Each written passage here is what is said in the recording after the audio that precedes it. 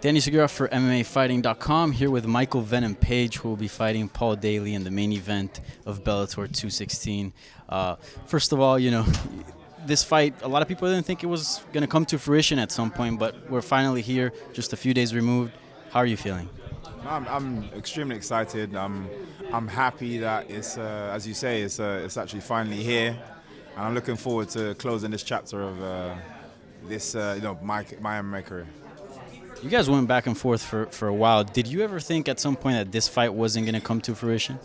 Yeah, I was the one chasing it. I've been chasing it for a long time, and 100%, because the amount of times where, he lost a fight, came at me, called me out, won a fight, called me out, and then after every fight, it still was like, oh, I don't want to sign it yet, and it's just like, okay, it felt just unnecessary, but yeah, finally here.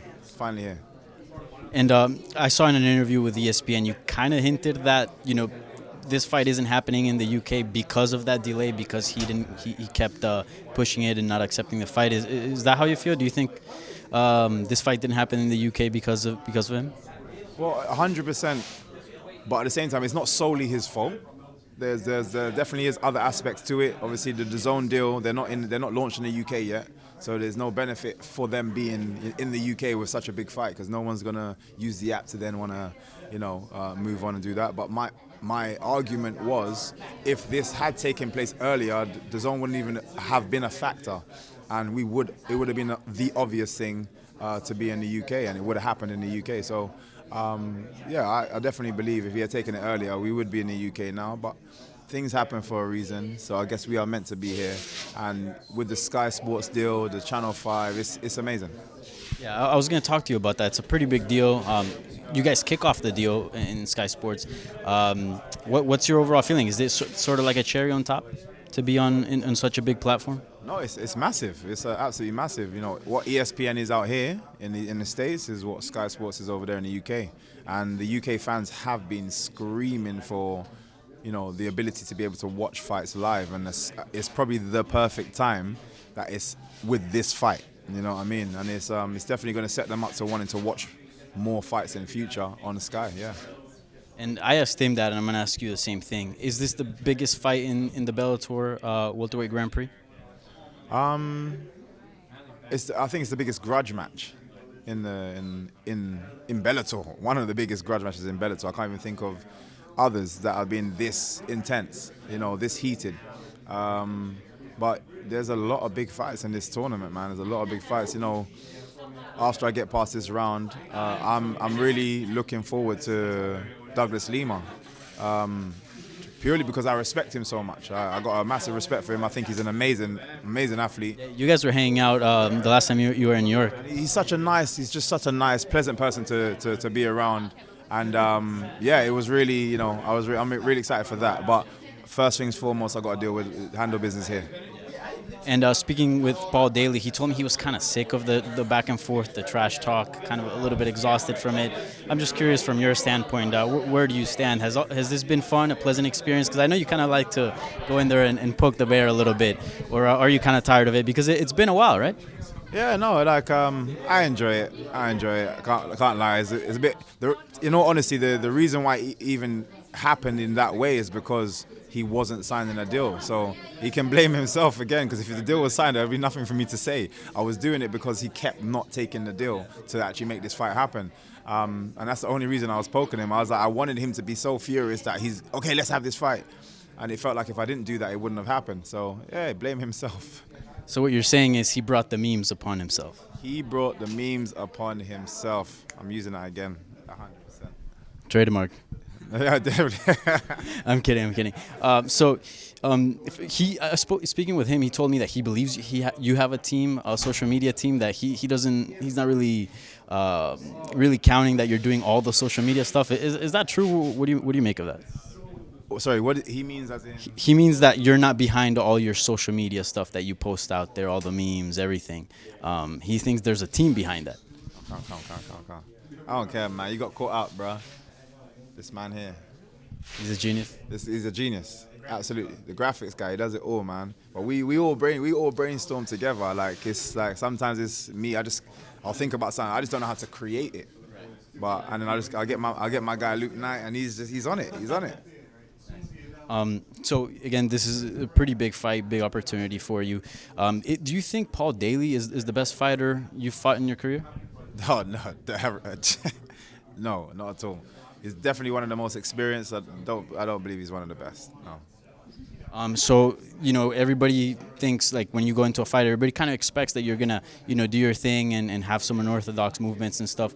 Will you do that with him, keeping in mind that he has that KO power, or are you just gonna be yourself out there?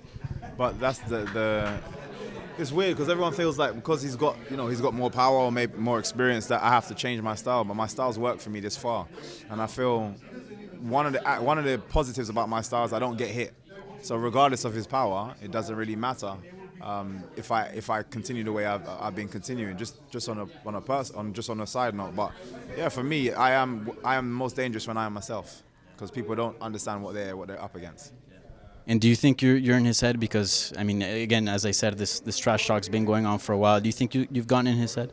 I'm definitely frustrating him in some way, shape or form. And again, you can see from the face-off, he's already acting not like himself. You know what I mean? He loves to be in people's faces. He loves to be, and he's already doctoring his behavior.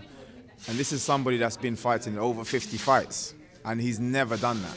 So it already shows he's already changing what he's doing, and a lot of the time, if you're going with Plan B, it's not necessarily going to work. Any prediction on that fight? I just want him to feel the way like Caveman felt before he said, you know what, I just don't even want to be in this anymore. I want him to feel whether he waves off the fight is down to him. I just want him to feel like, you know what, yes, you are that much better than me in this fight, and then I'll put you out your miseries, and I'll see it in his face. And any chance you guys squash the beef after the fight, or do you think it's not gonna happen? Hell no. Don't like him. I'm just hoping Bellator fire him afterwards. So you don't see this being like a trilogy or anything like that, like any type of series? You think it's a one and done and you move forward? If he's fired, then yeah, definitely it's a one and done. There's someone that had asked me, would you give him a rematch if you win this fight?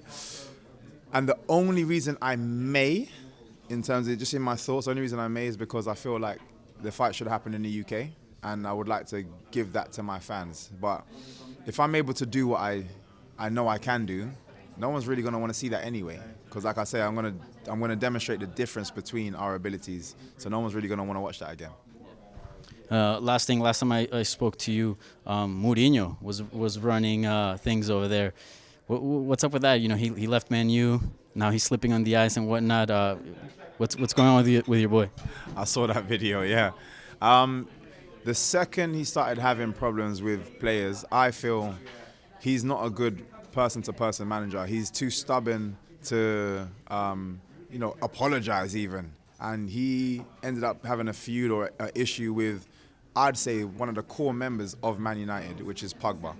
And he's a person, if you just watch the social, I feel like he connects everybody on that team. He's always laughing and joking with this person, that person, and he's that core energy. So when I heard that it's either him going or Mourinho, I was like, no, Mourinho needs to go, man. And I feel like you've seen the difference. You've seen a difference, like everybody's seen a difference. But we've got amazing players on the team, but they just didn't have the right attitude, and I feel like it's because of the person that they had overshadowing them.